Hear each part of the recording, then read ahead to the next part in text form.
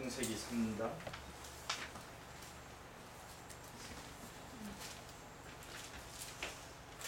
창세기 3장 15절에 있는 말씀을 보도록 하겠습니다. 창세기 3장 15절입니다. 내가 너로 여자와 원수가 되게 하고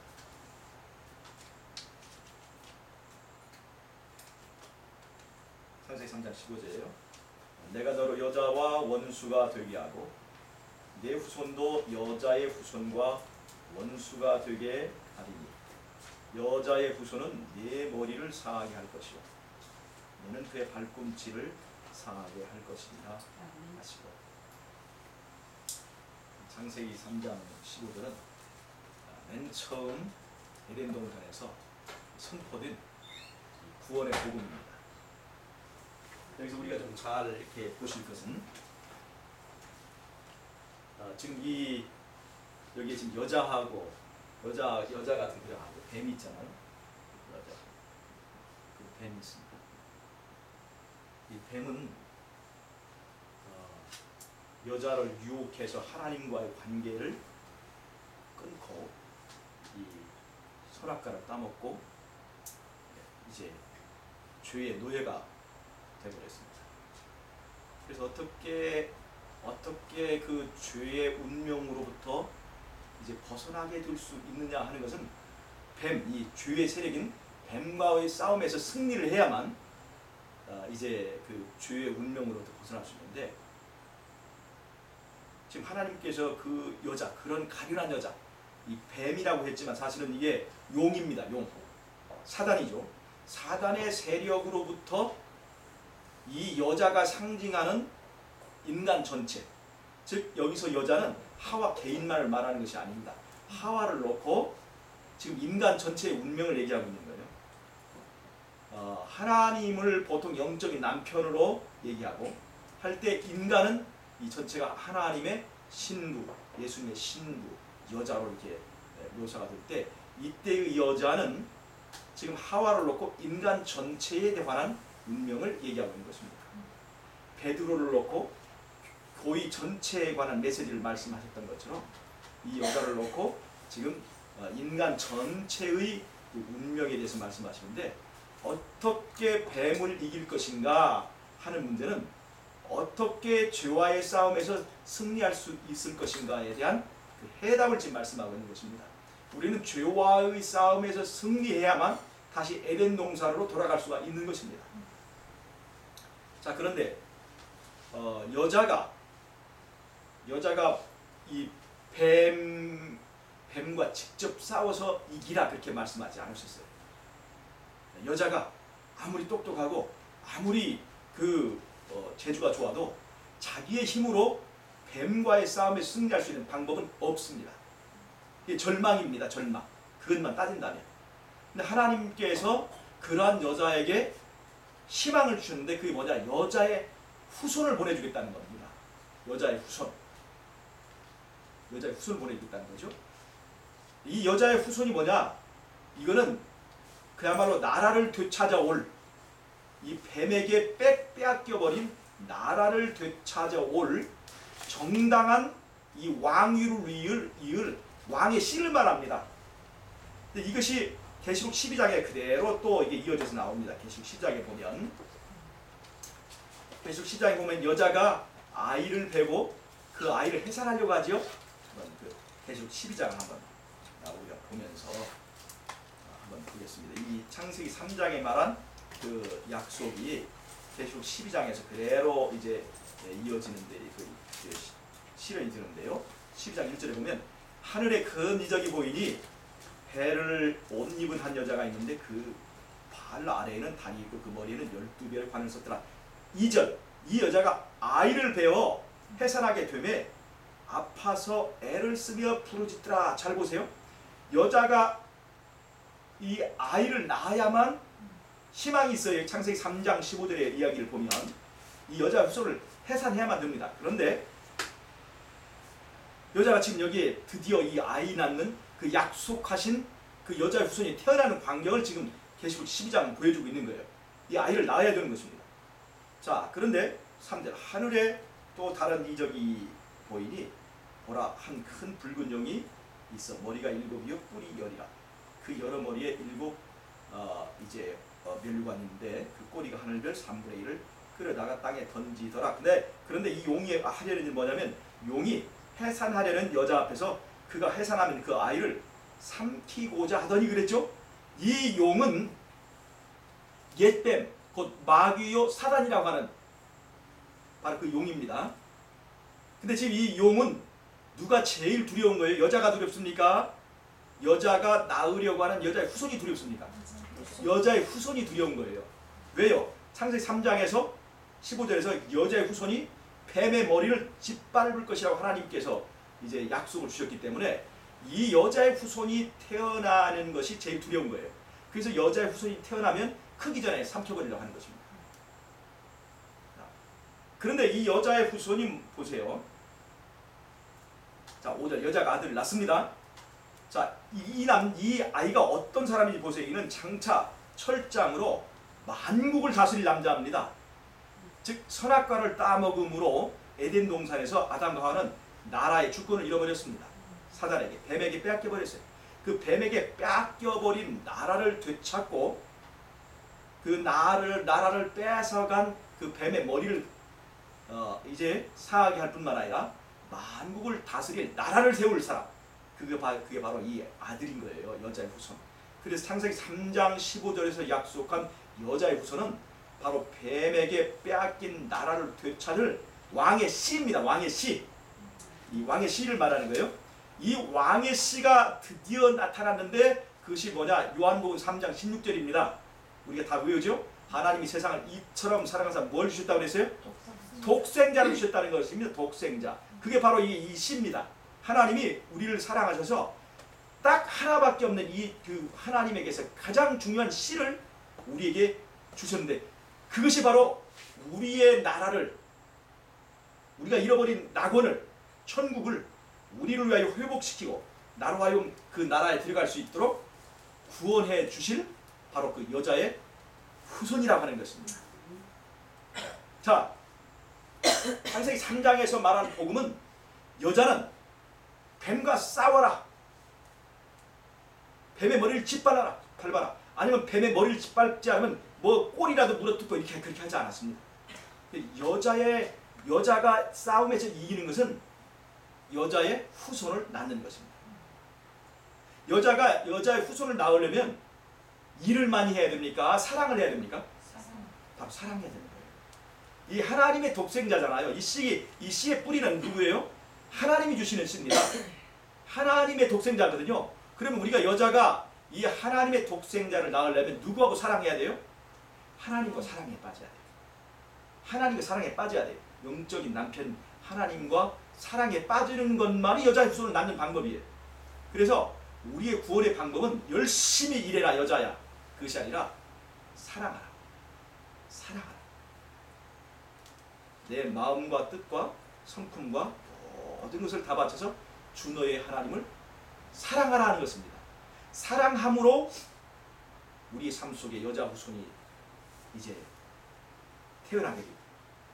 그 여자의 후손이 우리를 알고 주의 세력으로부터, 주의 권세로부터 벗어나게 해줄 것이라고 하는 그런 보편적인 구원의 약속이 여기에서 이제 다 숨겨져 있는 것입니다.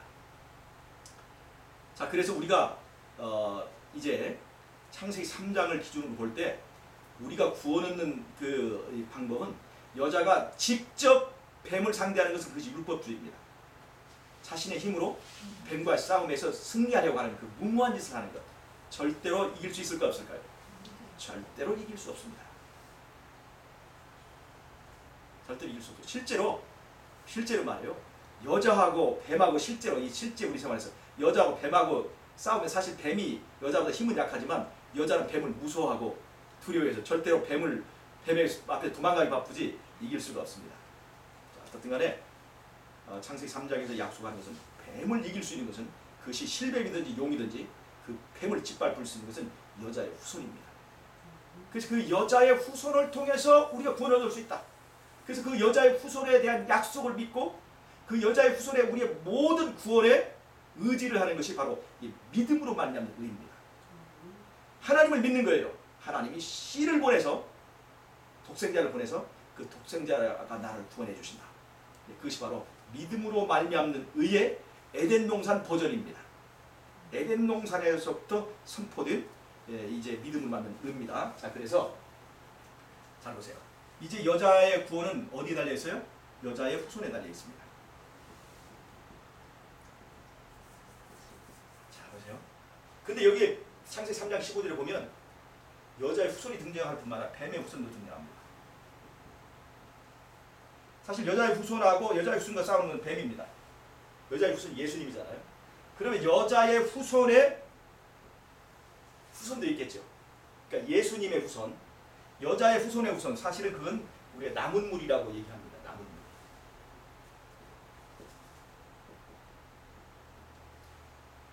그 다음에 뱀의 후손이 있습니다. 뱀의 후손이 있습니다. 자, 여자의 후손, 예수님의 후손이 있고 또 이 뱀의 후손이 있어요.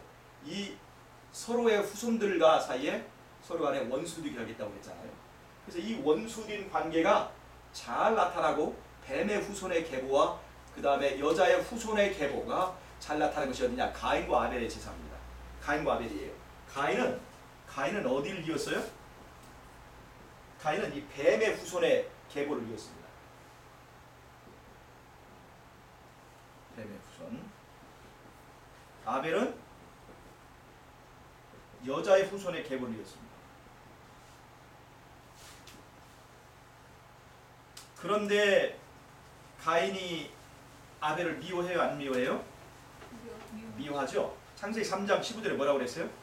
여자의 후손과 뱀의 후손 사이에 뭐가 있겠다? 원수되게 하겠다고 그랬죠?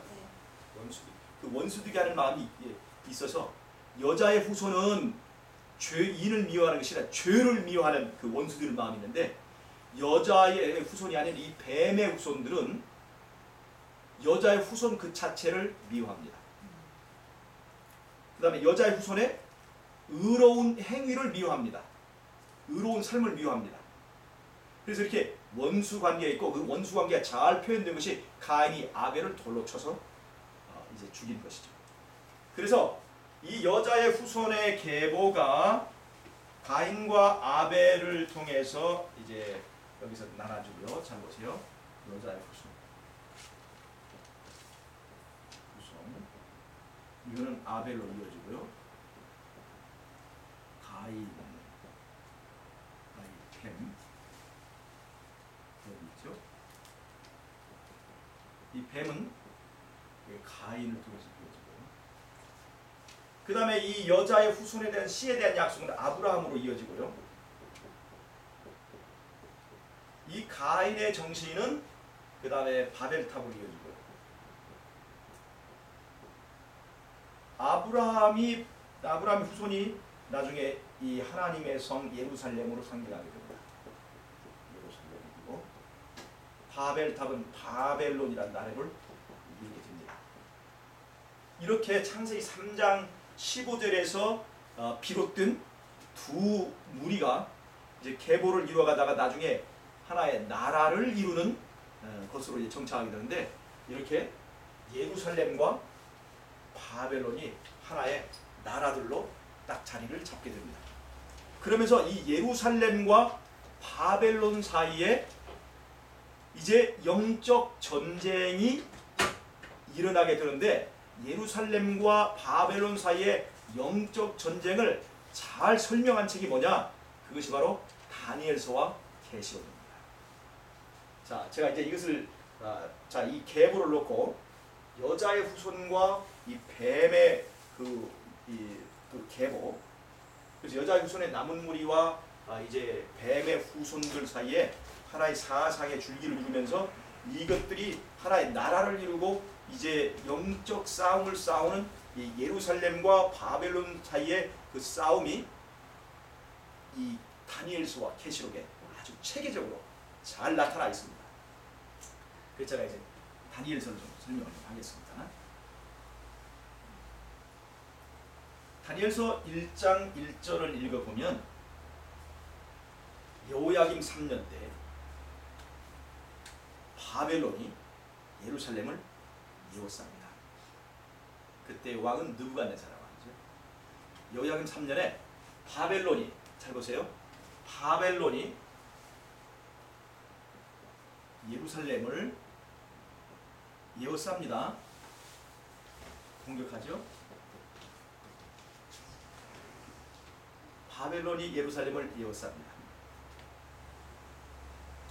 이것부터 시작하는 것이 이 다니엘서예요. 바벨론이 예루살렘을 에워싼 장면부터. 그러면서 다니엘서는 1장에서 몇 장까지 있어요? 12장까지 있습니다. 7, 8, 9, 10, 11, 12장의 그 내용으로, 분량으로 책을 이루고 있는데 1장에서 6장까지는 역사적인 얘기가 됐어요. 사건적인, 그 당시에 사건적인 얘기가 됐습니다. 바벨론이 어떻게 포로로 잡혀갔으며, 그 다음에 그 바벨론에서 그 다음에 어떤 사건이 있었으며, 그 다음에 그 사자굴 사건, 뭐 느부갓네살 왕이, 그 다음에 뭐 소가든 사건, 그런 사건들을 통해서 이제 우리 주는 교훈을 말하고 있고요. 이 7장에서 12장까지는 예언을 말하고 있습니다. 12개의 장으로 되는데 6장씩 2개의 그 파트로 이렇게 되어 있습니다. 자, 그런데 1장에서 6장까지의 내용을 쫙 보면 이것이 신기하게도 계시록 14장에 있는 새 천사의 기별과 내용이 정확하게 일치한다는 걸 알 수가 있습니다. 잘 보세요. 다니엘 1장에 어떤 내용이 있죠? 잘 보세요. 다니엘 1장. 다니엘 1장은 다니엘이 포로로 잡혀가서 바벨론 왕궁에서 왕의 상에서 먹는 특권을 얻게 되었습니다. 근데 다니엘이 뭘 하고 있어요 지금? 왕의 상에서 먹는 걸 거절하고 물과 채소만 먹는 얘기도 있죠. 우리는 거기서 물과 채소 먹는 채식 얘기만 우리가 생각하지만 사실 여기에 얘기는 어떤 것이냐면 이것을 우리가 일요일 협령 사건과 비교해보면 너무나 중요한 교훈이 있어요. 일요일 협령이 뭡니까? 바벨론이 예루살렘을 에워싸는 것입니다. 바벨론이 예루살렘을 에워싸는 거죠. 근데 지금 다니엘이 말해요. 지금 왕의 상에서 나온 그 왕의 진미를 먹기를 거부했습니다. 왜 다니엘은 이 왕의 진미를 먹기를 거부했을까요? 왕의 진미라고 하는 것은 그 당시는 우상에게 경배하는 것을 말합니다. 왕의 진미에 참여하는 것은. 이 왕의 진미라고 하는 것은 그 바벨론의 우상에게 경배하고 그 다음에 그 상을 나누는 거예요. 그러니까 왕의 진미를 먹는다는 것은 우상에게 경배하는 걸 조건으로 그 왕의 진미를 먹는 거예요. 그러니까 다니엘이 싫은 것은 왕의 진미가 싫은 게 아니라 그 왕의 진미를 통해서 우상에게 경배해야 되는 이 종교가 싫은 거예요. 종교가. 그래서 다니엘은 하나 살아계신 여호와만을 섬기는 사람이기 때문에 우상에게 경배할 수가 없었습니다. 즉 우상에게 경배하기를 거절하면 왕의 진미를 거절해야 되는 거예요. 마지막 때에 짐승의 우상을 세우죠. 짐승의 우상을 세우기 때문에 우리가 참여할 수 있는 상이 뭐냐? 그게 매매권으로 먹고 사는 거예요. 매매권. 즉 짐승의 우상에 경배한 자에게 뭐를 줘요?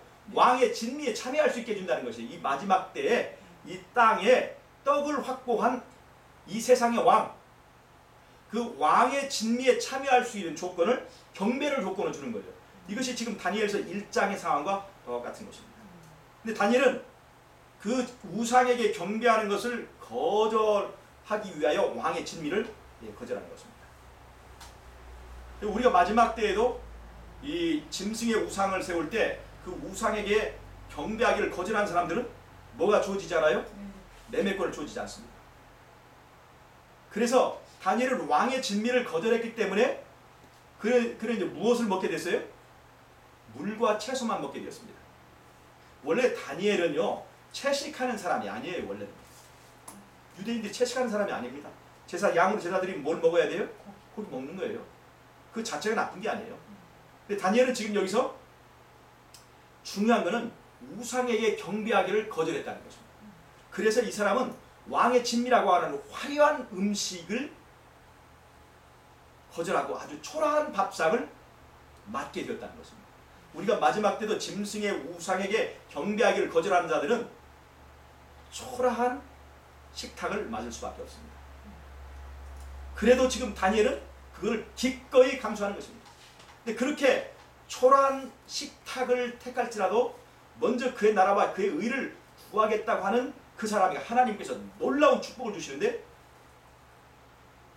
다니엘이 그 바벨론의 여러 박사들과 학자들보다 훨씬 더 10배나 탁월한 지력을 갖게 되고 품성적으로 아름다운 이 모양을 나타내고 얼굴빛이 훨씬 좋게 되는 건강의 축복까지 받지 않습니까? 그래서 우리가 이 채식이라고 하는, 우리는 다니엘의 다니엘서 1장에 나오는 이 다니엘의 채식을 먹는 것 문제로 오지만 사실은 이건 경배의 문제라고 봐요. 그 다음에 채식의 문제도 있습니다. 실제로 물과 채소만 먹었는데 다니엘 바벨론의 왕의 진미를 먹은 사람보다 더 건강이 좋은 것은 채식의 타당성도 근거가 되는 것입니다. 그러나 우리가 여기서 다니엘이 어떻게 그렇게 10배나 이 탁월한 이런 지력을 가지게 되고 이런 축복을 받게 되었는가? 그것이 채소의 힘이라고 우리가 이렇게 얘기해서는 안 됩니다.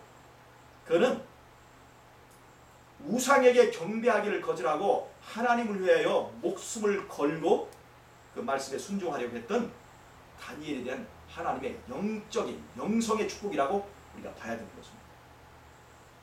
자, 그 싸움이에요. 그러니까 다니엘서 1장의 상황을 마지막 때에 이 바벨론이 예루살렘을 예루살렘, 그때 그것을 예수님께 뭐라고 그랬어요? 군대가 예루살렘을 예루살렘, 이런 어디로 도망가나 산으로 도망가나. 근데 그 사건이 마지막 때 일요일협령에도 그대로 적용이 됩니다. 그러니까 바벨론이, 군대라는 건 뭐예요? 로마는 바벨론이죠. 바벨론이 예루살렘을 예루살렘 것은 일요일협령 상황과 아주 유사하기 때문에 우리가 그것을 이 다니엘서 1장을 우리가 마지막 때 사건과 잘 비교해 놓고 보면 다니엘 1장의 교훈은 뭐냐? 하나님을 경외하랍니다. 하나님을 경외하라.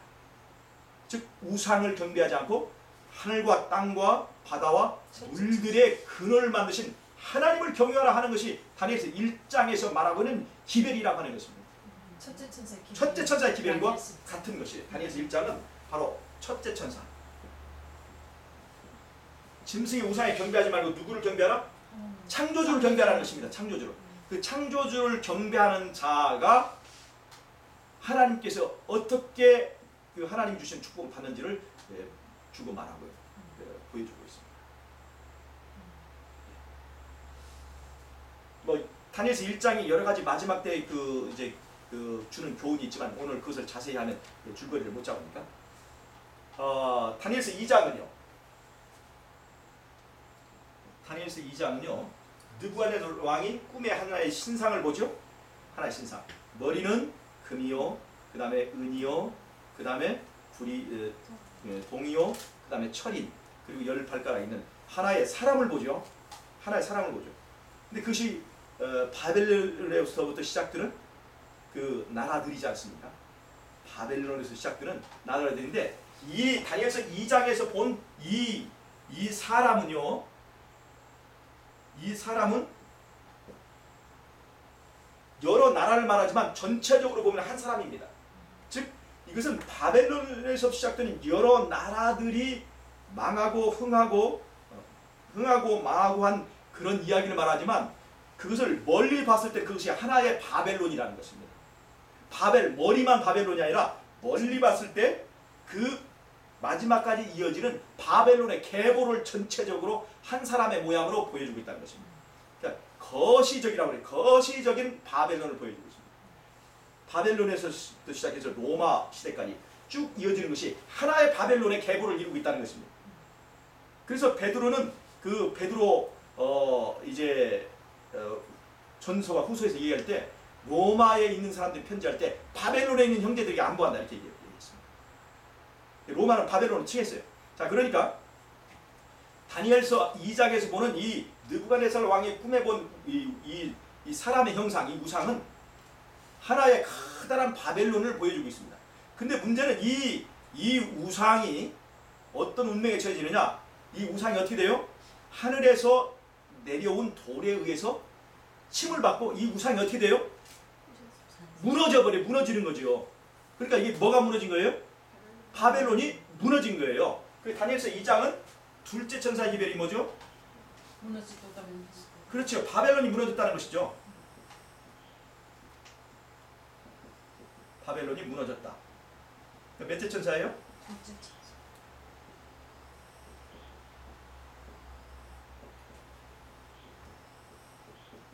다니엘서 1장 첫째 천사의 기별을 말하고 있고 다니엘서 2장은 둘째 천사의 기별을 말하고 있죠. 그럼 다니엘서 3장은 뭡니까? 자, 금신상을 세우죠. 금신상을 세우죠. 금신상을 세우고 금신상에 경배하지 않는 자마다 풀무불 속에 집어넣죠. 금신상에게 경배하지 않는 자마다 풀무불 속에 집어넣죠. 근데 그 요한계시록 14장에서 셋째 천사의 기별이 뭡니까? 짐승의 우상에게 경배하지 않는 자에게 심판이 있겠다는 얘기죠. 그렇죠? 근데 다니엘 3장의 이야기가 뭐예요? 짐승의 그 금신상에 경배하지 않으면 풀무불 속에 들어간다. 셋째 천사의 관련성을 볼 수가 있죠. 짐승의 우상에 경배하라. 경배하지 않으면 죽인다는 거예요. 근데 셋째 천사의 기별은 짐승의 우상에게 경배하면 영원한 심판을 받겠다. 그게 지금 얘기하고 있죠. 영원한 불에 이게 들어가겠다는 그런 얘기죠. 그러니까 자 계시록 14장 한번 보세요. 계시록 14장. 계시록 14장 9절 보면 또 다른 천사 곧 셋째가 그 뒤를 따라 큰 음성으로 이르되 만일 누구든지 짐승과 그의 우상에 경배하고 이마에나 손에 표를 받으면 그도 하나님의 진노의 포도주를 받으리라. 그리고 천사들 앞과 어린 양 앞에서 불과 유황으로 고난을 받겠다고 그랬죠. 짐승의 표를 받으면 불과 유황의 고난을 받겠다. 근데 보세요. 다니엘 3장에 보면 금신상에 절하지 않으면 여기도 뭘로 유혹하고 있어요? 풀무불, 불로 불로 지금 유혹 그 협박하고 있잖아요. 그러니까 짐승의 우상에게 절하든지 절하지 않든지 결국 어떻게든지 불 속에는 들어가게 됩니다. 그렇죠? 근데 우리는 어디가 더 따뜻할까요? 풀무불이 따뜻할까요? 그냥 여기 계시록 14장에 있는 불과 유황이 따뜻할까요? 다 똑같이 뜨겁습니다. 뜨거운데 풀무불 속에 들어가도 죽지 않게 되는 이야기를 다니엘 3장은 얘기하고 있습니다. 그러니까 이게 계시록 14장에 나오는 셋째 천사의 기별과 정확하게 일치되는 내용을 보여주고 있는 것이 바로 다니엘 3장입니다. 셋째 천사의 기별 완전히 짝이 되죠. 셋째 천사의 기별은 짐승의 우상에 경배하면 불에 들어가겠다. 그거가 똑같습니다. 다니엘 3장은 금신상에 절하지 않으면 불 속에 들어가겠다. 계시록 14장의 셋째 천사의 기별은 짐승과 우상에게 경배하는 자도 불로 들어가겠다. 똑같이 불 얘기를 하고 있어요. 그래서 셋째 천사의 기별과 다니엘 3장은 똑같습니다. 자, 그게 똑같습니다. 그 다음에 다니엘서 4장은요. 잘 보세요. 다니엘서 4장. 다니엘 4장을 잘 보세요. 다니엘 4장은 어떤 얘기냐면 느부갓네살 왕이요.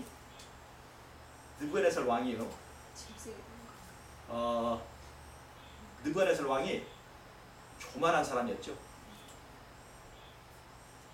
근데 이 사람이 어떻게 됐어요? 짐승이 되어버렸죠. 다니엘 1장에는 하나님을 경외하는 하나님의 백성들의 그 결과가 어떤가를 보여주고 있어요. 하나님의 백성이 됩니다.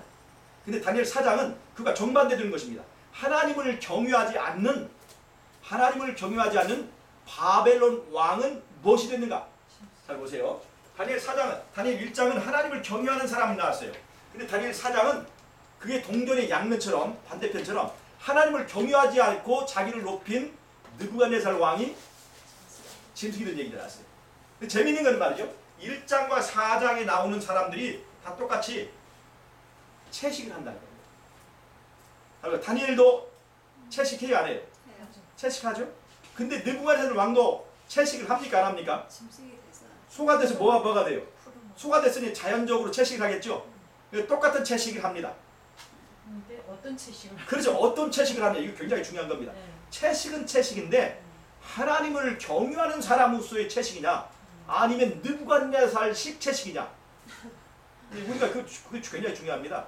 같은 채식을 해도 우리는 율법주의, 바벨론식 채식을 할 수 있습니다. 그러니까 소가 얼만큼 철저하게 채식을 할까요? 소처럼 철저하게 채식하는 사람이 있어요, 없어요? 예? 소처럼 철저하게 채식하는 사람이 있냐고요. 그렇지만 그 느부갓네살식 채식했을 뿐입니다. 다니엘은요, 다니엘의 채식은 전혀 그 의미가 다릅니다. 그래서 우리가 똑같은 채식을 하지만, 자, 하나는 하나님을 경유하는 사람, 하나님을 경배하기로 선택한 사람의 축복의 얘기를 말했다면, 다니엘 4장은 하나님을 경유하지 않은 바벨론 왕이 당한 그 결과를 보여줍니다. 그래서 이게 다니엘 4장과 1장은 동전의 앞면과 뒷면과 같아서 첫째 천사의 기별과 관련이 있습니다. 하늘과 땅과 바다와 물들의 근원을 만드신 창조주께 경배하라고 하는 첫째 천사의 기별과 관련이 있습니다. 자, 다니엘서 5장입니다. 다니엘서 5장은요, 어떤 사건이 있어요? 벨사살 왕, 바벨론의 마지막입니다. 벨사살 왕 때 뭐가 무너져요? 바벨론이 무너집니다. 자, 그럼 다니엘서 제2장에 어떤 얘기가 있었어요? 여기도 바벨론이 무너지는 얘기죠? 다니엘서 2장은요, 거시적인 역사를 통틀어서 하나의 계보 자체, 전체를 놓고 보는 이 바벨론이 무너지는 얘기를 하고 있다면, 다니엘서 5장은 고대의 원조 바벨론에 무너지는 것을 얘기하고 있어서 이것도 두 개가 하나의 이야기를 말하고 있습니다. 둘째 천사의 기별과 관련이 있어요. 그 다음에 다니엘서 6장, 다니엘 6장은 다니엘 사자굴 사건입니다. 다니엘 3장은요, 풀무불 사건입니다. 다니엘 3장은 무릎 꿇지 않으면 풀무불, 다니엘서 6장은 무릎 꿇으면 사자굴. 관련이 있죠? 짝이 돼요. 다니엘서 6장은요, 법령이 선포됩니다. 법령. 종교적 법령이. 왕 외에 다른 사람에게 경배하면 사자굴에 집어넣습니다. 이게 바로 짐승의 표와 관련되어 있습니다. 그리고 그 때문에 다니엘이 걸려서 사자굴에 들어가죠. 그때 사자굴에다가 왕과 귀인들의 인을 칩니다. 인을 치. 짐승의 불에 들어가잖아요.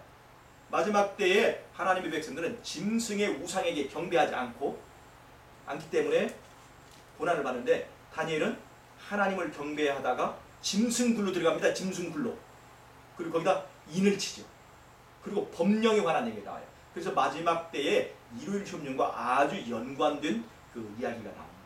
그래서 풀무불에서 살아난 사람들, 또 다니엘서 6장은 사자굴에서 살아난 사람들, 다 똑같이 인과 경배에 관한 문제가 거기에 들어있어 셋째 천사의 기별과 이것이 하나의 짝을 이루는 것을 볼 수가 있습니다. 그러면 잘 보세요. 다니엘서 1장에서 6장까지는 세 개의 기별이 거기서 나옵니다. 첫째 천사의 기별, 둘째 천사의 기별, 셋째 천사의 기별이 나와요. 그래서 앞부분은 기별에 관한 것입니다. 자, 여기까지 이해가 되셨죠? 자, 그 다음에요, 이제 뒷부분이 있죠. 7장부터 몇 장까지요? 7장부터 12장까지는 이 다니엘서의 뒷부분입니다. 다니엘서의 이제 7장부터 12장까지 있는 이 뒷부분은요, 세 가닥의 예언이 있습니다. 세 가닥의 예언. 첫째, 다니엘서 7장에 있습니다. 다니엘 7장에 있는 한 가닥의 예언. 그 다음에 다니엘서 8장과 9장으로 되어 있는 또 한 가닥의 예언. 그 다음에 다니엘서 10장, 11장, 12장으로 되는 또 하나의 가닥의 그 예언이 있어서 세 가닥의 예언이 있습니다. 다니엘서 7장은요, 7장은 사자, 그 다음에 곰, 그 다음에 표범, 그 다음에 무서운 짐승, 이렇게 등장하는 짐승들이에요. 똑같은 바벨론부터 페르시아와 그 다음에 헬라, 로마로 이어지는 그 바벨론의 계보를 말하는데, 이 왜 이렇게 무시무시한 짐승들, 무서운 짐승 나왔냐? 이거는 바벨론의 정치적 속성을 말합니다. 즉 정치적 바벨론의 모습입니다. 정치적 바벨론. 정치적 바벨론의 계보와 그 활동을 얘기해주고 있습니다. 그 다음에 다니엘서 8장에 나오는 짐승들은요, 이게 사자나 곰이나 이렇게 무서운 짐승이 아니고 수양, 수염소, 그다음에 거기 넷불, 그다음에 그 작은 불. 그래서 수양, 수염소 이렇게 나와요. 이거는 제사 드릴 때 그런 이 제물로 사용하는 그 짐승들이 좀 나오고 있죠.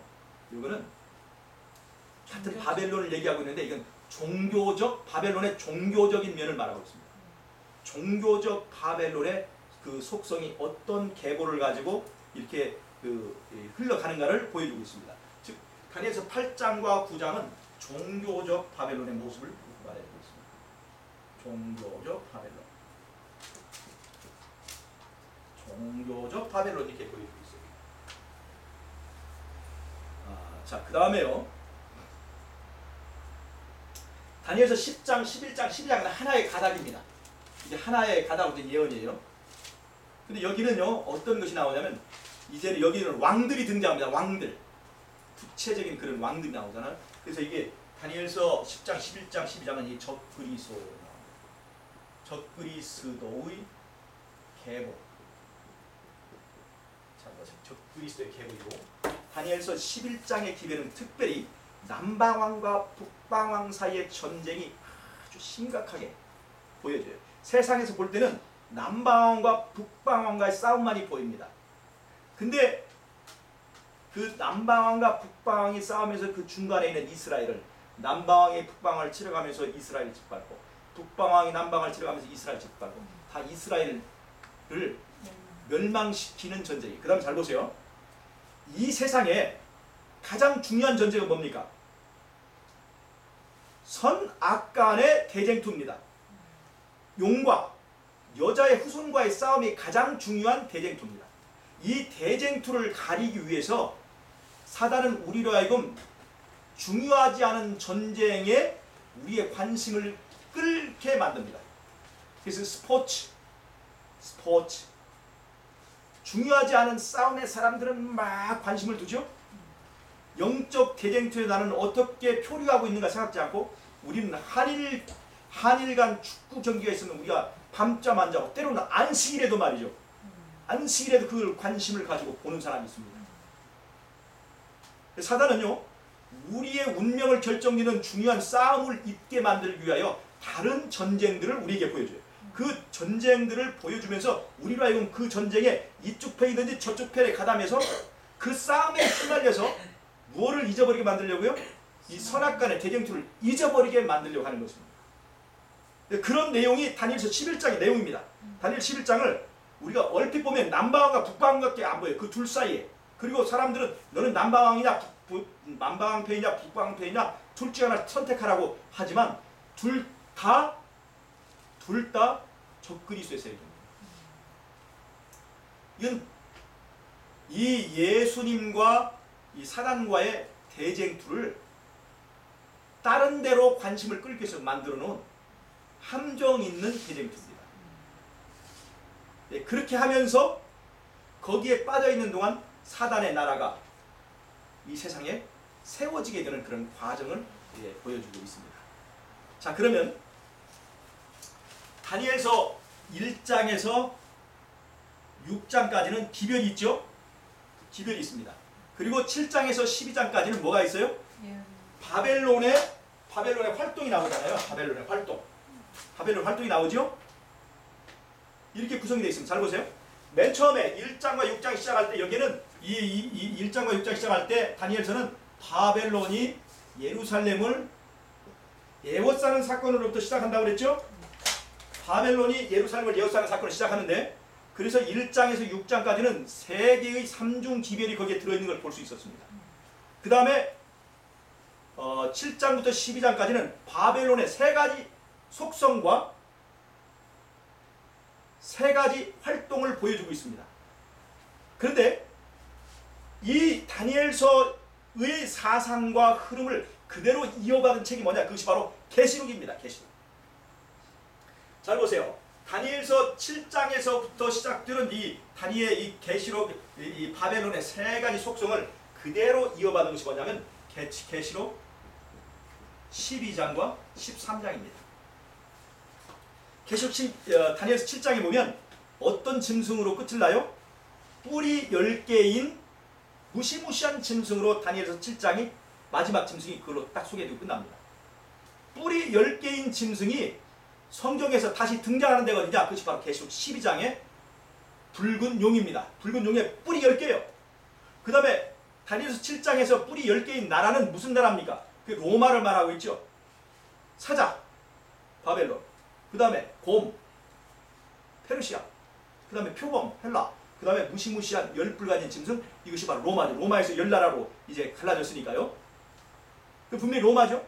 근데 계시록 12장에서 뿔이 10개인 이 붉은 용은 여자가 아이를 낳으면 그 아이를 삼키라고 했습니다.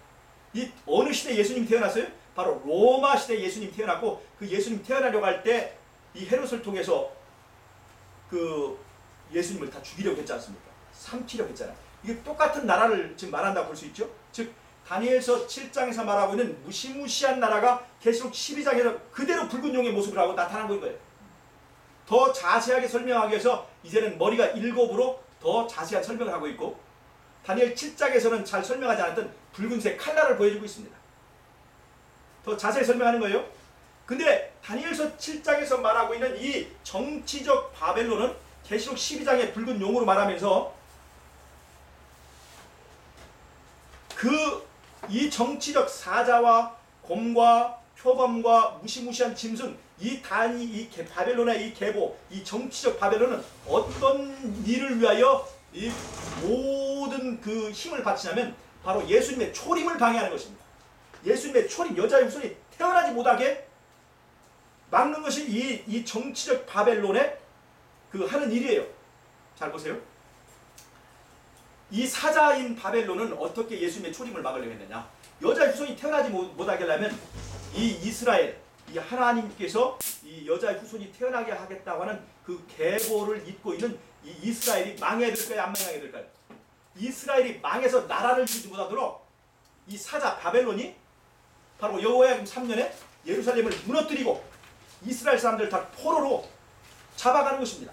70년 동안 포로 생활을 하지 않습니까? 이 70년간의 포로 생활은 바로 이스라엘을 나라로서 구성되지 못하도록, 그래서 여자의 후손이 그 계보를 통해서 태어나는 그 계보의 길목에서 여자의 후손이 태어나는 것을 원천 봉쇄하기 위해서 이 사자는 바로 그런 일을 하는 것입니다. 그 다음에 페르시아 때는 어떻습니까? 아수에로 왕 때 바벨론 그 페르시아에 있는 유대인들을 한날에 다 몰살하기로 하는 그 사건이 어느 책에 나와요? 에스더서에 나옵니다.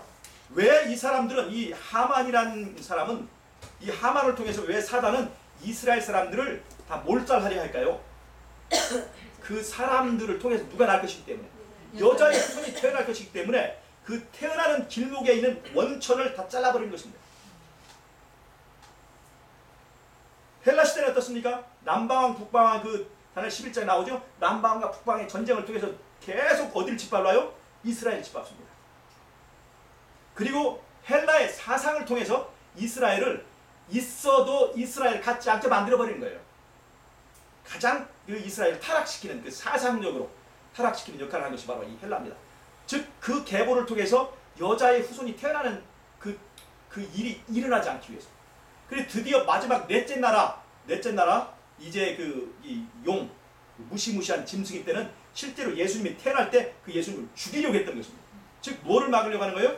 예수님의 초림, 예수님의 초림을 아예 일어나지 않게, 여자의 후손이 태어나는 일을 막는 것이 바로 이 정치적 바벨론의 하는 역할이었습니다. 정치적 바벨론 옆에 다니엘서 8장 9절에 어떤 것이 있어요? 종교적 바벨론의 모습이 있죠. 바벨론은 항상 정치적인 면과 종교적인 면이 있습니다. 정치와 종교의 결합이 무엇을 만들어내요? 바벨론을 만들어냅니다. 세속의 힘과 이 종교가 결합한 거예요. 그게 바벨론이에요. 바벨론은 종교적으로만 있는 것도 아니고 정치적으로만 있는 게 아니라 정치와 종교가 결합한 것이에요. 정치와 종교가 결합한 그 교회가 뭐예요? 그게 카톨릭이에요. 그래서 이 바벨론엔 두 가지 속성이 있어요. 정치적인 속성과 그 다음에 종교적 속성이 있어요. 그리고 다니엘서 8장 9장에 있는 이 종교적인 속성의 바벨론의 흐름은 어디 나타나냐? 계시록 13장에 나타납니다. 계시록 13장에 보면 여기도 10뿔 가진 짐승이 바다에 나오죠? 바다 짐승. 우린 바다 짐승 그것이 뭐라고 알고 있어요? 카톨릭으로 알고 있죠. 카톨릭이죠.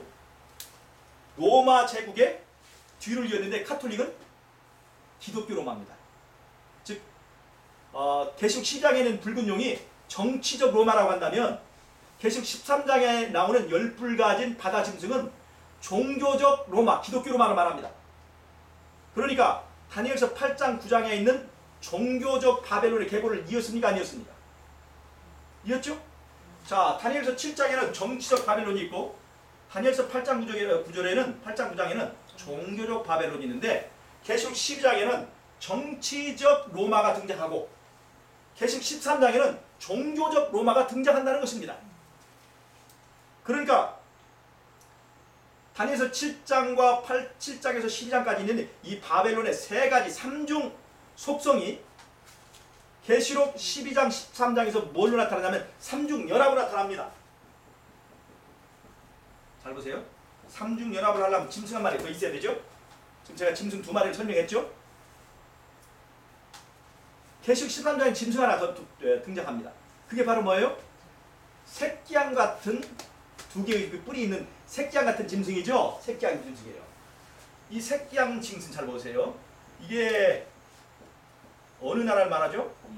미국을 말합니다. 잘 보세요. 다니엘서 11장에서는요. 적그리스도가 세력을 잡는 모양을 말해주고 있습니다. 적그리스도가 세계의 왕이 되는 모습을 그려주고 있습니다.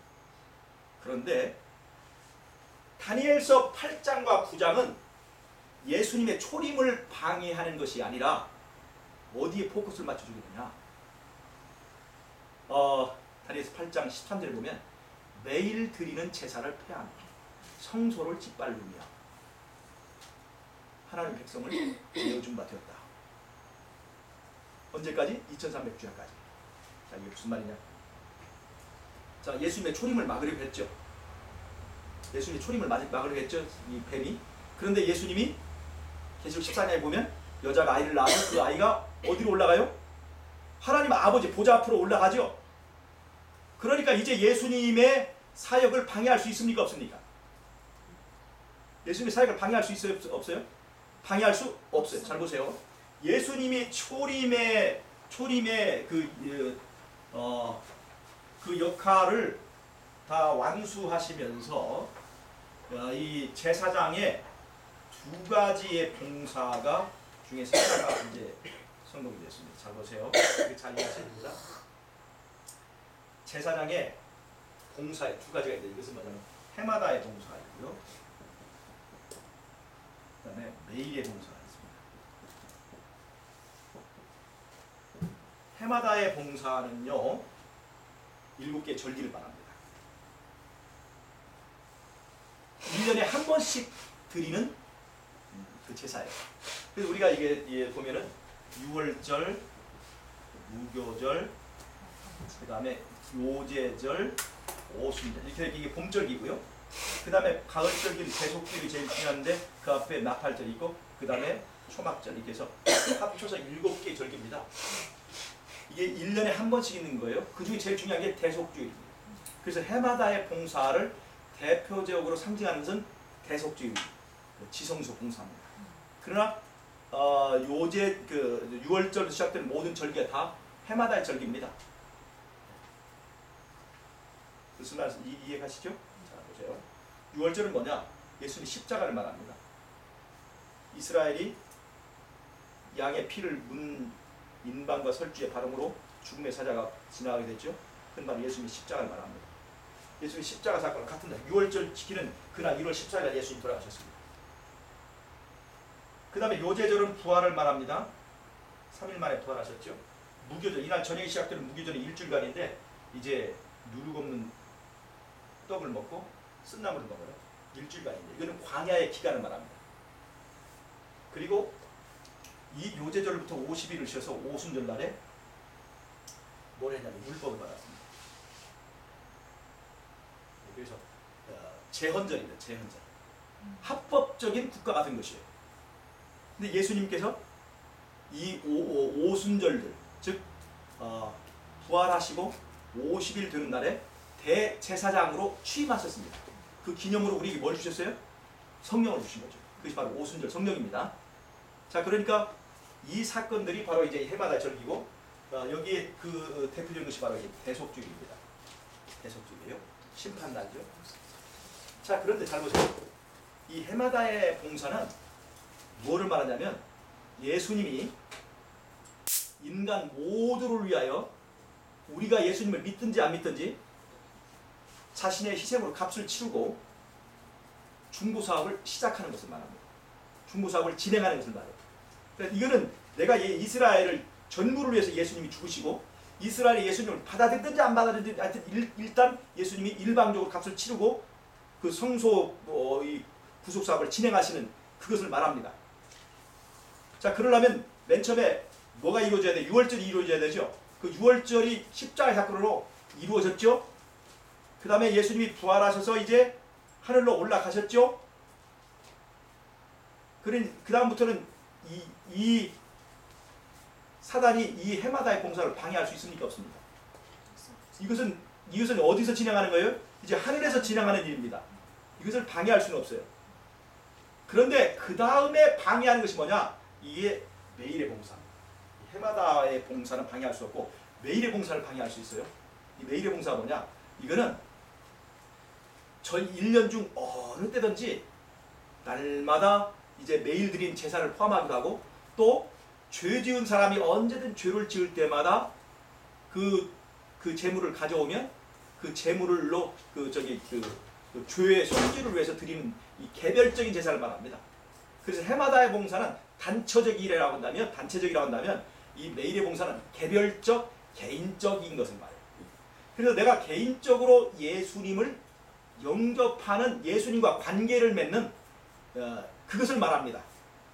자, 그럼 보세요. 해마다의 봉사는 그 시점이 있습니다. 매일의 봉사는 언제든지 모든 그 1년 중 어느 때라도, 심지어 대속주일이라도 죄를 지면 이게 매일의 제사를 드려야 돼요. 자, 그런데 이거는 내가 예수님을 개인의 구주로 영접하는 개인적인 관계를 말합니다. 자, 6월절 예수님 십자가죠. 자, 우리는 예수님이 십자가로부터 2000년 지난 뒤에 태어났습니다. 그러니까 우리는 그 6월절의 그 십자가 사건에 참여할 수 있습니까? 없습니까? 시간적으로 참여할 수 없습니다. 동시대 사람이 아니니까. 그런데 오늘 우리를 위하여 어떤 봉사가 이렇게 제공되냐면 매일의 봉사가 우리에게 제공되고 있다는 거예요. 즉 오늘 또 내가 예수님을 개인의 구주로 영접할 수 있단 말이죠. 그럼 내가 예수님을 개인의 구주로 영접하게 되면 나를 예수님이 2000년 전에 했던 그 십자가가 바로 예수님을 영접하는, 즉시 누구를 위한 제사가 돼요? 나를 위한 제사가 되는 거예요. 그 해마다의 봉사가. 내가 오늘 예수님을 개인의 구주로 영접하는 그 순간에 예수님이 죽었다 살아나신 그 부활이 누구를 위한 부활이 돼요? 나를 위한 부활이 된다는 것입니다. 내가 예수님을 영접하는 순간 바로 지금 하늘 지성수에 내가 믿음으로 참여할 수 있다는 것입니다. 근데 더 재미있는 것은요, 초막절은 아직 일어나지 않았습니다. 장래 일이죠. 예수님이 재림한 다음에 우리가 하늘에 가서 어린 양의 혼인잔치, 이 초막절 지낼 것인데, 그게 바로 구원입니다. 그것에 참여하면 좋겠죠. 모든 이 세상의 시름과 모든 그 지저분한 얘기들 다 끝내고, 이제 모든 걸 다 끝내고 이제는 착하고 충성된 종아, 이제 주의 나라의 즐거움에 참여하라고 해서 우리가 그 나라에 참여한다면 얼마나 즐겁겠습니까? 그것이 바로 초막절입니다. 그런데 초막절은 아직도 이루어지지 않았습니다. 그런데 오늘 내가 예수님을 개인의 구주로 영접하는 순간 믿음으로 어디까지 갈 수 있어요? 믿음으로 과거를 갈 수 있을 뿐만 아니라 믿음으로 미래의 사건에 갈 수 있다는 겁니다. 그러니 오늘 우리는 예수님을 개인의 구주로 영접하는 순간 어디에 갈 수 있어요? 믿음으로 초막절에 참여할 수 있는 겁니다. 이게 감사한 일입니까? 내가 예수님을 영접하는 즉시 지금 믿음으로 구원에 참여하는 것이에요. 예수님의 두 가지 봉사로 이것이 이루어지는 것입니다. 그런데 보세요. 그러면 예수님이 전체를 위하여 죽으셨죠? 근데 모든 사람 다 구원받는 것이 아니라 개인적으로 예수님을 자발적으로 개인의 구주로 받아들인 사람에게만 전체를 위해 죽은 그 십자가의 효력이 적용되게 되어 있습니다. 일방적으로 적용하지 못해. 왜요? 이 대쟁투가 하나님께 경배하는 것이 우러나서 하는 것이냐 아니냐 하는 것 때문에 이 대쟁투가 시작된 거예요. 율법을 억지로 지킬 수 없다. 그래서 하나님께서 선악과를 주시고 우리에게 좀 선택의 자유를 주셨잖아요. 자발적으로 드리는 경배만 하나님 받으시기 때문에 일방적으로 우리를 위하여 다 구원의 값을 치렀지만 우리로 하여금 예수님을 개인적으로 선택할 수 있는 자유를 두시고 우리의 선택의 자유에 의해서 그 효력이 적용될 수 있고 안 적용될 수 있도록 우리에게 자유를 주셨다는 겁니다. 그러니까 이 두 가지의 봉사의 구조를 이해하면 내가 지금 예수님을 믿었어도 구원이 확정입니까? 안 확정입니까? 확정은 아니에요. 왜? 잘 보세요. 예수님은 확정했을까요? 안 했을까요? 십자가에서 나를 용서하는 예수님의 뜻은 확정됐습니다. 근데 그걸로 구원이 확정이 아니에요. 왜요? 누가 남았어요? 내 의사가 확정돼야 되는 거예요. 근데 내 의사가 여러분, 우리는 확정했습니까? 안 했습니까? 오늘 확정한 것 뿐이에요. 아직도 우리가 살아야 될 날들이 남았는데 그 날들은 또 이 의견을, 내 결정을 바꿀 수 있는 자유가 있어요. 예수님께서. 이 자유가 남아있는 이상 하나님은 확정할까요? 안 할까요? 하나님이 확정하지 않으십니다. 자유가 남아있는 거예요. 아직도 내가 섬길 자를 또 예수를 선택했지만 또 혹시라도 다음에 또 마음이 변하고 이것이 억지 같으면 얼마든지 내가 오늘의 선택을 바꿀 수가 있는 자유가 있는 거예요. 이것은 하나님은 우리를 존중하시는 겁니까? 강제하셔서 하시는 것입니다. 굉장히 존중하시는 것입니다. 이 선악과라고 하는 거 우리로 하여금 우리의 신앙을 확정할 수 있도록 이게 주신 것은요.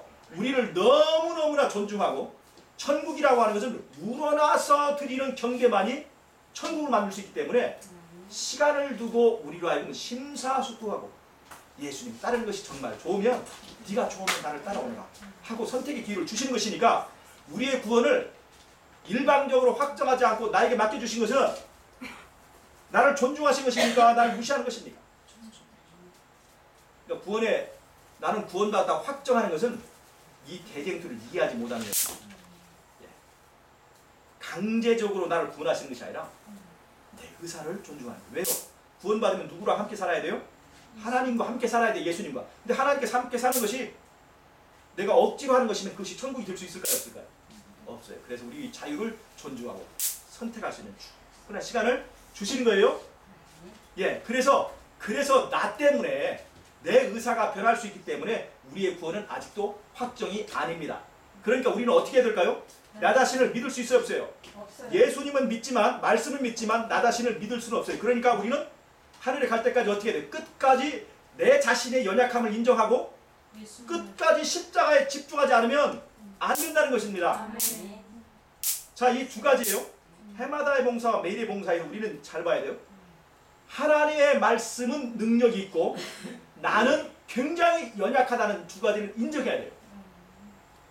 그럼 하나님께 나에게 의사의 이 선택의 자유를 주셨기 때문에 선택의 자유를 주셨지만 그것이 나에게 위험한 것이다.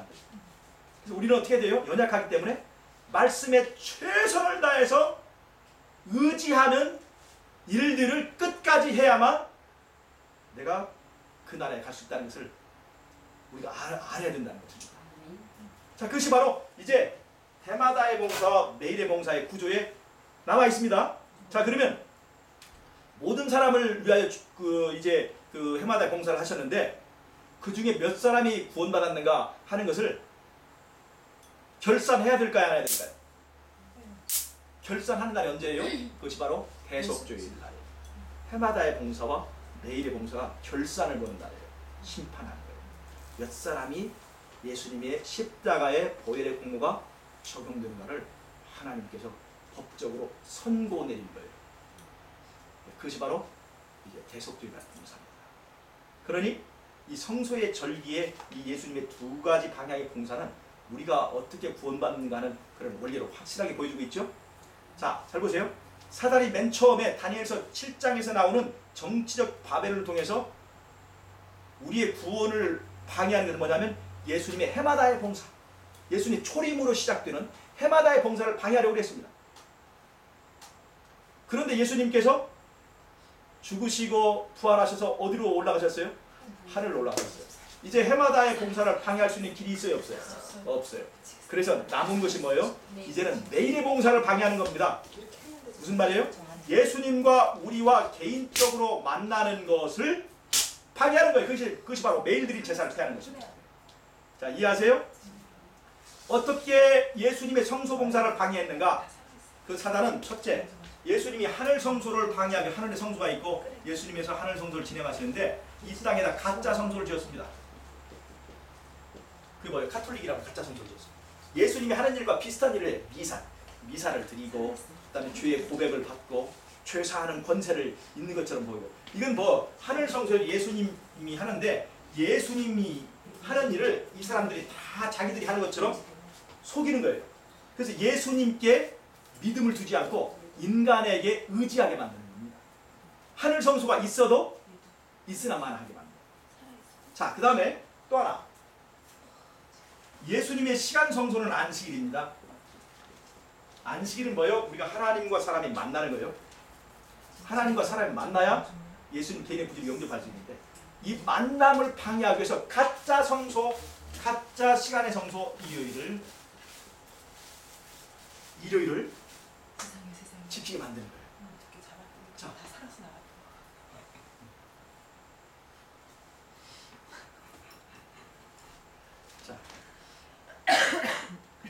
이렇게 해서 이렇게 가짜 성소를 옆에다 만들어줘서 진짜 성소를 무력화시키고 예수님과 우리가 개별적으로 연결되는 것을 막는 것입니다. 특별히 다니엘서 8장 9장에서 말하고 있는 이 매일 드리는 제사를 폐하며 하는 이것을 통해서 사단은 어떠한 효과를 내고 있느냐? 그 뭐냐면 하나님의 백성들이 무리가 되는 것입니다. 잘 보세요. 이제 예수님께서 이 여자의 후손이 하는 일이 뭐예요? 나라를 회복하는 일이에요. 나라를 회복하는 일이죠. 그럼 나라를 회복하려면 뭐가 있어야 돼? 첫째, 왕이 있어야 됩니다. 자, 여자의 후손 왕이 준비됐죠? 네. 그 다음에 뭐가 있어요? 법이 있어야 돼요. 법. 예수님 십자가를 통해서 율법을 옹호하셨죠? 율법을 존중하셨죠? 율법의 요구를 다 치우셨죠? 율법, 말씀이 육신이 되심을 통해서 율법의 정당성을 다 입증하셨죠? 그래서 법이 세워졌습니다. 그런데 사단은 이 법을 폐하려고 해서 다니엘 7장 25절에 때와 법을 변개하려고 하는 것입니다. 그래서 예수님은 법을 세우는 것입니다.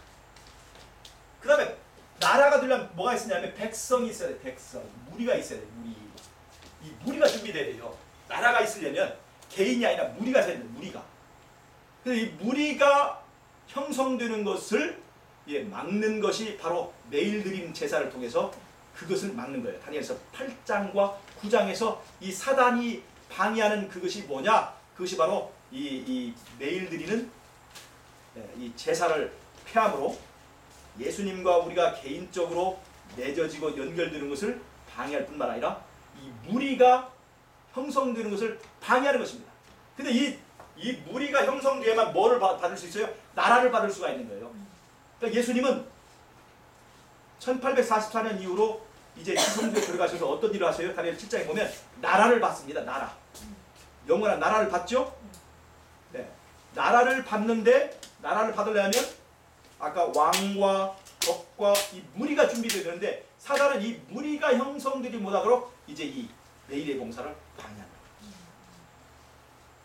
그것이 바로 종교적 바벨론의 하는 일이고 그것이 바로 계시록 13장의 이 바다 짐승 카톨릭이 그 일을 하는 것이라는 거죠. 자, 그럼 계시록 13장에 나오는 새끼양 같은 짐승이 있죠. 새끼양. 이게 미국이잖아요. 미국이죠. 새끼양 같은 짐승 미국이에요. 그러면 이것은 뭐예요? 다니엘서 11장은요. 남방왕과 북방왕이 막 싸우면서 적그리스도가 점점 이 세상을 장악하고 있잖아요. 잘 보세요. 이건 굉장히 중요합니다.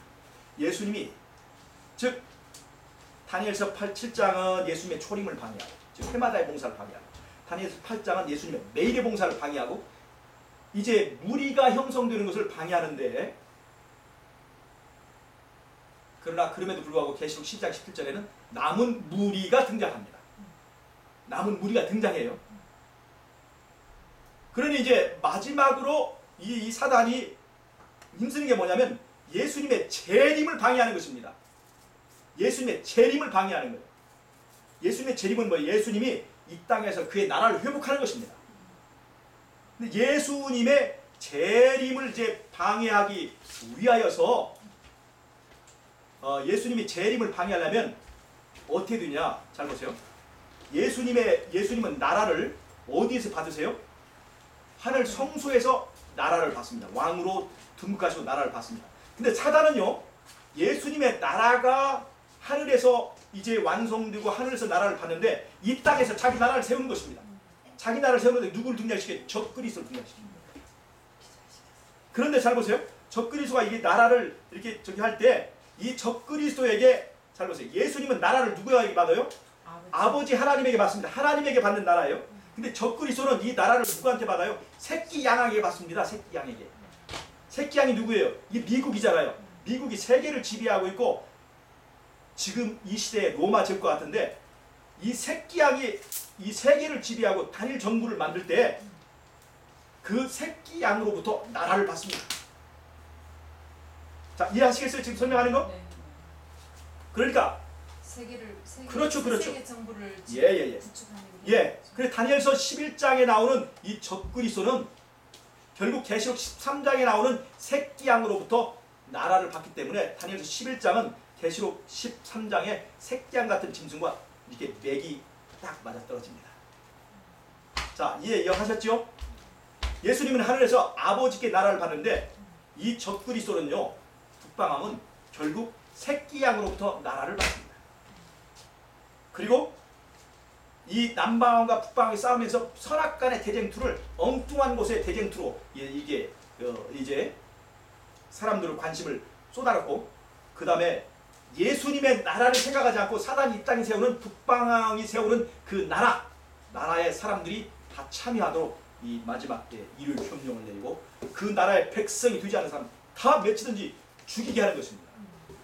그래서 이 다니엘서 11장에서 주로 하는 것은 이런 것을 통해서 마지막에 이제 14만 4천인이라고 하는 마지막에 하나님의 율법을 옹호하고 하나님의 정부의 정당성을 입증하는 흠없고 점없는 이 14만 4천의 등장을 방해하려는 것이 다니엘서 11장의 계보에서 강조하고 성취하려고 하는 사단의 그 사업을 말해주고 있습니다. 자, 설명이 되셨죠? 자, 그럼 보세요. 다니엘 7장부터 12장까지 바벨론의 세 가지 성질이 제가 있다고 설명드렸는데 이것이 계시록 12장과 13장에 나오는 삼중 짐승의 연합으로 계보가 이어지는 것을 제가 설명을 했습니다. 자, 그래서 이제 이것을 이제 거의 이제 설명이 다 됐습니다. 자, 오늘 장시간에 얘기를 좀 들으셨는데, 보세요.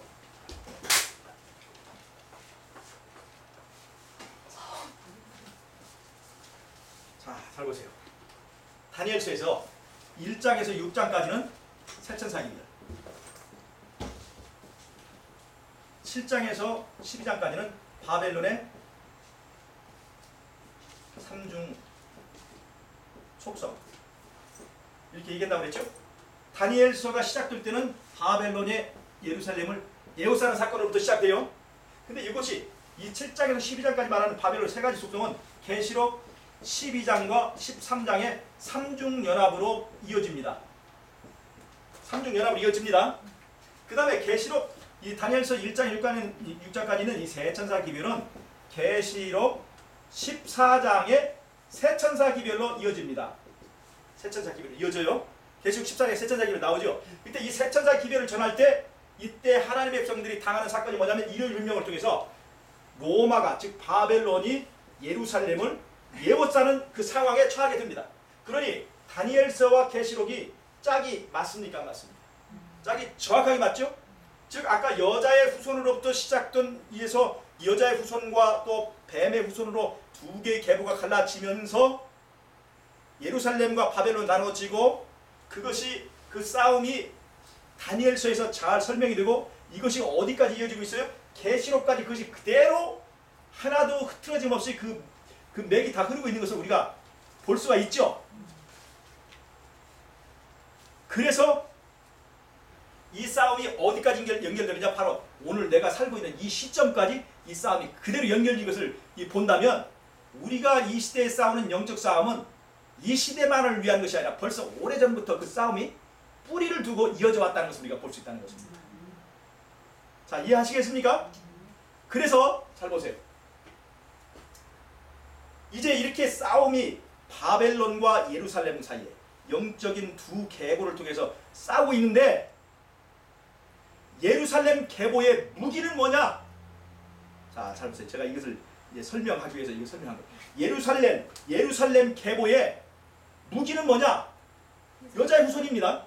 여자의 후손. 여자의 후손이 무기예요. 자, 여자의 후손. 여자의 후손은 뭐냐? 요한복음 3장 16절에 여자의 후손을 뭐라고 그랬어요? 독생자라고 그랬죠. 요한복음 1장 1절에는 그 독생자의 이름이 뭡니까? 말씀입니다. 그분은 하나님이에요. 그 이름이 뭐예요? 말씀입니다. 말씀. 왜 요한복음 1장 1절에 그 여자의 후손을 말씀이라고 했습니까? 말씀하시는 분. 말씀하시면 말씀한 대로 그대로 되는 거예요. 이건 창조주란 뜻입니다. 창조주와 피조물과의 가장 큰 차이가 나타나는 것이 뭐냐? 말씀의 능력이에요. 그래서 예수님은 이름이 말씀이에요. 그리고 이 말씀하신 분이 말씀하신 것이 이게 계명 율법이죠. 이것도 말씀입니다.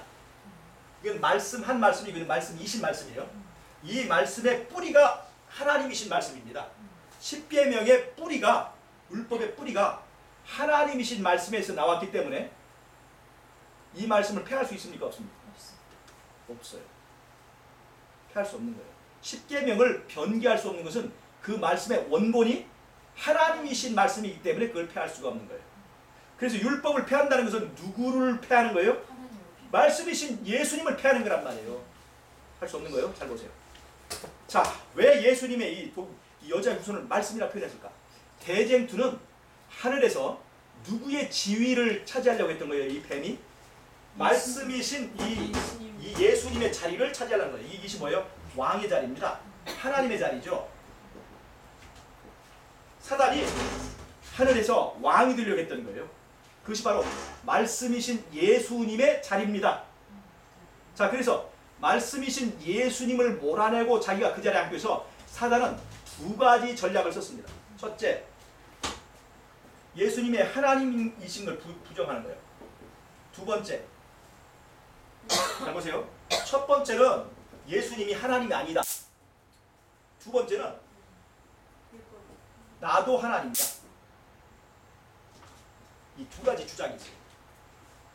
자기가 예수님의 자리에 앉으려면 첫째는 누구를 부정해야 돼요?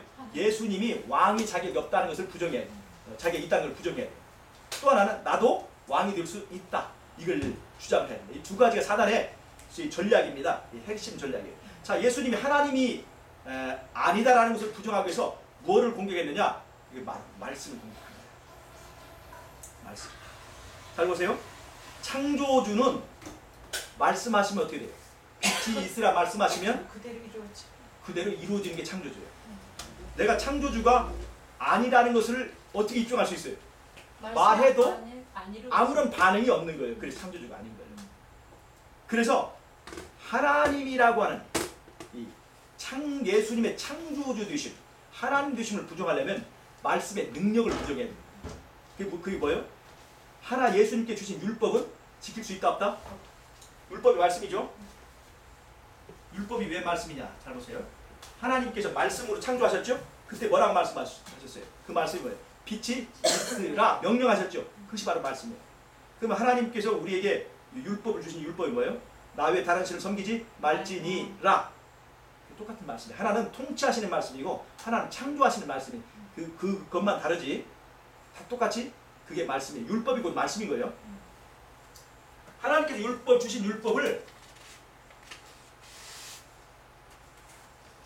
지킬 수 없다고 주장하는 겁니다. 율법은 우리를 자유롭지 못하게 한다고 왜곡하는 것입니다. 율법이 우리를 자유롭게 하는 것입니까? 자유롭지 못하게 하는 것입니까? 잘 보세요. 자유는 두 가지 있습니다. 자유는 율법을 무시함으로 얻는 자유. 또 하나는 율법의 하나님의 말씀에 완전히 순종함으로 얻는 자유. 사단은 율법을 폐지함으로 얻는 자유를 얘기했습니다. 말씀의 능력을 부정한 거예요. 율법을 지킬 수 없다는 거예요. 정말 율법을 지킬 수 없다면 지킬 수 없는 율법을 강요하는 것은 예수님 하나님 자격이 없는 거죠. 율법을 지킬 수 없다는 것은 뭐냐면 말씀이 실행될 수 없다는 것입니다. 말씀이 실행될 수 없다. 자, 이거 굉장히 중요한 거예요. 이건 창조주의 말씀이 아니라는 겁니다. 창조주의 말씀은 말씀하면 그대로 실행돼야 되는 거예요. 그런데 사람에게 주신 이 말씀은 내 믿음을 통해서, 내가 예수님을 개인의 구주로 영접할 때만 내 삶을 통해서 실행되는 거예요. 실행될 수 없다는 것은 예수님을 개인의 구주로 인접할 자격이 없다는 것을 얘기하는 것입니다. 자, 그래서 말씀이 우리의 삶이 될 수 있느냐 없느냐 하는 것이 대쟁투의 핵심입니다. 이게 무슨 말이에요? 다른 말로 하면 말씀이 육신이 될 수 없다는 거예요. 말씀은 말씀으로 끝나지 그 말씀이 내 삶이 될 수는 없다는 거예요. 그 말씀을 내 삶으로 순종할 수는 없다는 거예요. 이게 사단이 하늘에서부터 지어낸 거짓말입니다. 잘 보세요. 우리 육신에는 능력이 있어요, 없어요? 없어요. 아니에요. 그럼 어디에 능력이 있습니까? 말씀의 능력입니다. 말씀의 능력이 있기 때문에 그 말씀은 뭐가 될 수 있는? 육신이 될 수 있는 거예요. 그것을 입증해야 오신 것이 바로 예수님의 삶입니다.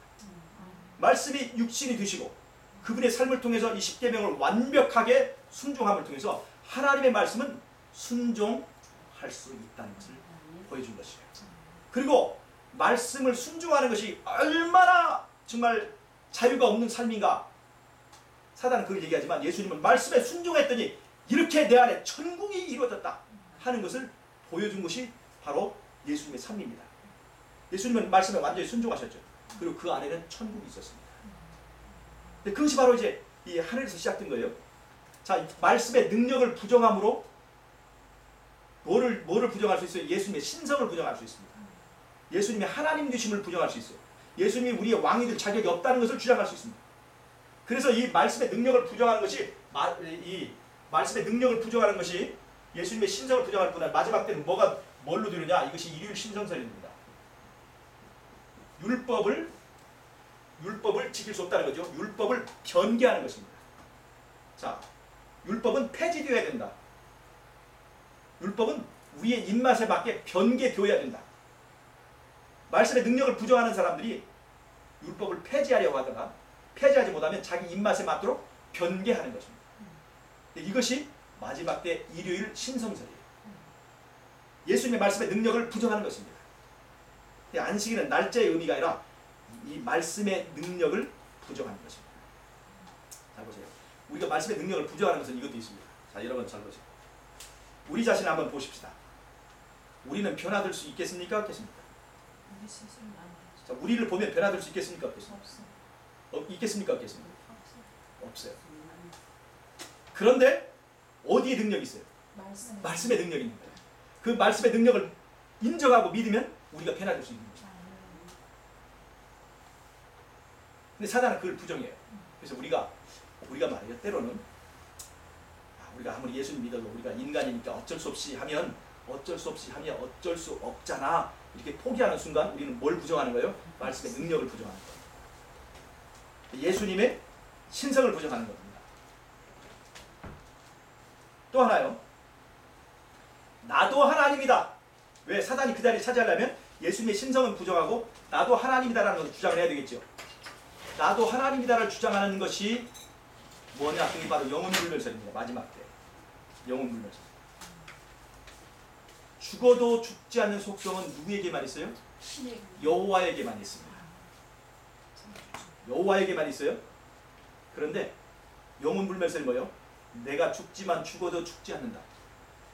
죽어도 죽지 않는 속성이 누구에게 있다? 나에게도 있다. 그래 나도 하나님의 일종이다. 이렇게 해주는 거예요. 이것이 바로 사단이 흉내내는 두 가지 전략입니다. 예수님의 자리를 차지하기 위해서 죽어도 죽지 않는다라는 것을 주장하기 위해서 많은 종교를 만들었는데 불교의 윤희설, 뉴에이지 사상, 우리 안에 신이 있다. 네? 그 다음에 영혼불멸 사상, 전부 다 이게 나도 하나님이다 하는 사상이에요. 나도 하나님이다. 나도 하나님이라는 사람은 영원불멸 아니라 내 안에서 영원불멸은 아니지만 영원히 불멸하려고 하는 이 자아를 내가 존중하고 아끼고 있는 순간 영원불멸은 부정한다 할지라도 이 영원불멸한 이 자아를 인정하면서 이건 우리는 나도 하나님이다라는 것을 주장하는 것입니다. 이것이 사단이 마지막 때에 일요일 신성설과 영원불멸설 이 두 가지를 커다란 전략으로 삼는다고 그러죠. 마지막 때 쓰는 사단의 두 가지 큰 전략, 여러 가지 전략이 있지만 그 중에 큰 것만 하면 첫째는 일요일 신성설, 말씀의 능력을 부정하는 거예요. 또 하나는 영원 불멸설. 이 두 가지입니다. 자, 이것을 통해서 사단은 예수님의 자리에 앉으려고 하는 것입니다. 그래서 이 예루살렘의 계보에서 중요하게 여기는 것은 뭐냐? 말씀입니다. 첫째, 말씀의 능력을 인정하는 것입니다. 그리고 인간의 연약함을 인정하는 거예요. 나는 뭐예요? 나는 흙이다. 이것을 인정하는 두 가지를 인정해야 돼요. 그런데 이 바벨론의 사상은 뭐예요? 나는 하나님이다. 그리고 예수님은 하나님이 아니다. 말씀의 능력을 부정하는 겁니다.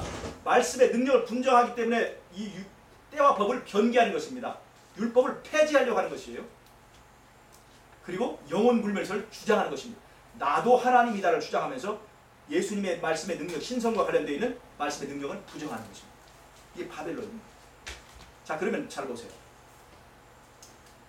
자, 말씀이 육신이 된 것은 어떤 능력을 입증하신 것입니까? 육신의 능력을 입증한 것입니까? 말씀의 능력을 입증하신 것입니까? 말씀. 능력 입증. 능력이 어디 있어요? 말씀에 있어요. 자, 그러면 우리같이 부족한 사람도 말씀의 능력을 의지하면 변화될 수 있을까요? 없을까요? 있다는 거예요. 우리같이 연약한 사람도 말씀의 능력을 의지하면 이기는 자가 될 수 있을까요? 없을까요? 바로 이기는 자가 될 수 있다는 것입니다. 그래서 요한계시록에서는 7교회에 보낼 때 전부 다 어떤 사람들에게 그 하나님 나라에 복을 얻겠다고 그랬어요? 전부 다 이기는 자에게 이 모든 걸 주겠다고 그랬어요. 잘 보세요. 우리는 믿음으로 말미암아 구원을 얻겠다는 것이죠. 근데 요한계시록은 믿음으로 말미암는 의를, 그 믿음으로 말미암는 의, 믿는 사람들을 어떻게 표현하느냐? 이기는 자들 이렇게 표현했어요. 믿음이라고 하는 것은 이기는 자입니다. 이기는 자. 이스라엘이라는 뜻이 뭐예요? 이기는 자예요. 이기는 자. 이기는 자는 뭐를 인정해야 돼요? 나는 연약하다는 것을 인정해야 됩니다. 그 다음에 또 하나 인정해야 될 것이 있어요. 뭐요? 나는 연약하지만 말씀의 능력이 있다는 것을 인정하는 사람이에요.